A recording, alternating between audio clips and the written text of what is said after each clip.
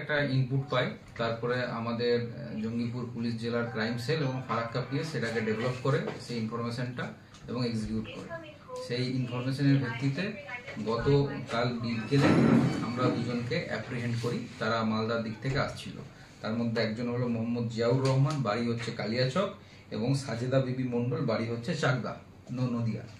তো এদেরকে অ্যাপ্রিহেন্ড করি। তারপরে এদের কাছে সার্চ করার পর টোটাল 760 গ্রাম ব্রাউন সুগার আমরা পাই এবং তাদেরকে অ্যারেস্ট করা হয় এবং স্পেসিফিক কেস স্টার্ট করা হয়েছে। কোথা থেকে স্যার করা হয়েছে? আমাদের যে ফারাক্কা ব্যারেজের পরে যে নাকা পয়েন্ট আছে, সেই নাকা পয়েন্টের কাছ থেকে। কখন করা হয়েছিল স্যার?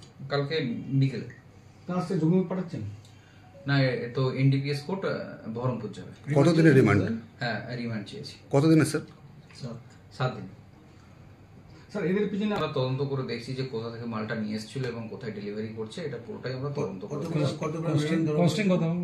760 গ্রাম, মোটামুটি 7 লাখ টাকা।